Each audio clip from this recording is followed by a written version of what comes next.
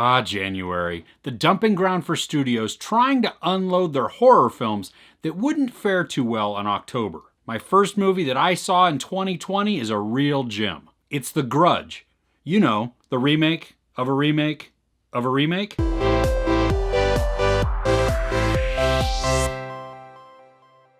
Now, from the trailer, you could be led to believe that John Cho is the star of this. He's not. In this version of The Grudge, a woman travels back from Japan to her home in the US. She was working at the home featured in Ju-on. Now, at least the filmmakers have the decency, or maybe it's the gall, to acknowledge the original film. The premise is that death follows, or rather ghouls or spirits, just evil beings, follow when someone is killed inside a house and then another person enters that house. So if I go into a house where somebody's been murdered and that evil spirit is just hanging out, they're gonna follow me. Andrea Riseborough, who you might recognize from Mandy, and Demián Bichir from The Nun, star in this. They are detectives investigating the possibly accidental death of a woman who has ties to a house that a grisly murder took place in 2 years prior. Now, the film takes place in 2006, but it also bounces back and forth between 2004 and 2005, in addition to 2006. It's following different events in the timelines that we hope will tie together. This movie has a lot of problems that just can't be ignored. First off is the story. It feels incomplete. It feels rushed. It's like they had a good premise, but then tried to pack too much into it, which just made it feel lacking because they didn't execute on all of it. For most of it, it is not scary. In fact, it's kind of boring. There was no tension or suspense building that would suck me in and get me ready to just scare me. And I was hoping that maybe it would do that, and it didn't really. One thing that I just don't like is that they telegraph what is about to happen. It's like they think the audience is too stupid or too dumb to be able to figure out clues on their own or anything like that, and just, well, nope, we're gonna say it in dialogue, and then 30 seconds later, we're going to show it to you, but we're hoping that you didn't totally pick up on that, and just, it feels lazy. It feels, I mean, almost insulting to people who think when they go to the movies. There are some times where you go just to be like mindlessly entertained, and that's okay. But this one, it just, maybe that's what they were going for, but I didn't get the sense of that. I didn't feel like they were saying, hey, check your brain at the door, and we're going to take you on this wild ride, because I wasn't taking on a wild ride either. It's a technical aspect of the film that I thought I could overlook, but it really ended up bothering me. And it's kind of stupid, but it's the cars. And it's the cars that most of the characters drive. Now, there are cars on the street that, like I said, it takes place in 2006 and then bounces between 2004, 2005, and into the present of 2006. So that 3-year window there. So the cars on the streets, they look time appropriate. They're early 2000s-ish.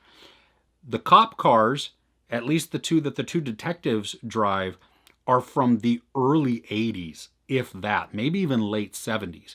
And I'm willing to overlook one of them because it seems to be more of a personal vehicle, but it just, I don't know, it really bothered me. And then you factor in John Cho's vehicle. He plays a realtor, and we're not talking about like just this uber rich person. I mean, just your average guy who's a realtor. So I don't expect him to have any type of flashy car, but he drives a, probably early 70s to maybe early 80s station wagon.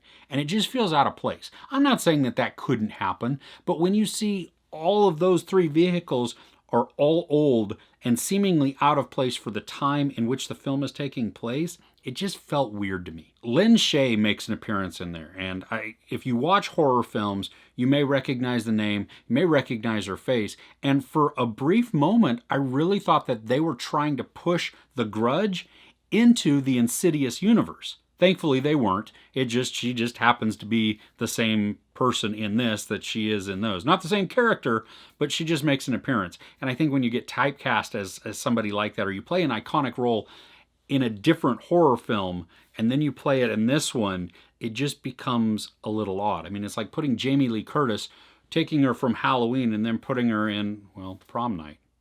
Now, there are a few jump scares. Actually, there's more than a handful of jump scares, and you really see them all coming.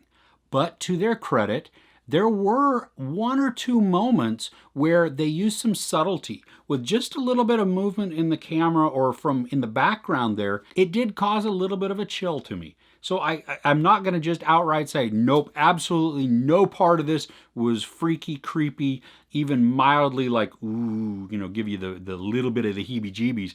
A little bit of it did. But for the most part, you see all of the jump scares coming so far off that like you can't even get excited about them. Like, ooh, something's gonna come. Where's it gonna be? I know something's about to be there. You're just like, yeah. And then when it happens, you're like, okay. Now, if you're looking for blood and gore, there are a few nasty scenes in this that are quite disturbing and pretty gross. I mean, I was actually surprised by the amount of blood and even some of the scenes that they showed. Now, granted, they're not the large portion of the film. That most of it is just kind of atmospheric that they're trying to build, even though they didn't do it well. But there are a couple of moments where it is like, ooh, that is gory and that is gnarly. And if you're not into that, then you probably want to close your eyes for those brief moments or like look away, skip it, whatever, because it's just, it's pretty nasty. Mercifully, the movie is only 93 minutes long, so you don't have to suffer through it if you choose to watch it. But honestly, you'll find it boring. There are so many better movies out there that are scary or even creepy or gory that you can spend your time and your money on. And if you really have a hankering to see The Grudge, then why don't you check out 2002's Ju-On, The Grudge. That one is worth watching. There's no sex or nudity, there is some profanity, and a lot of violence and violent imagery. I give 2020's The Grudge 1 out of 5 couches. So do you have a favorite version of Ju-On or The Grudge? There's a couple of remakes in there and even sequels. Let me know in the comments below. If you enjoyed this review, please give it a like. Also, don't forget to share and subscribe. I'm Chris. This is Movies and Munchies. Thanks for catching with me.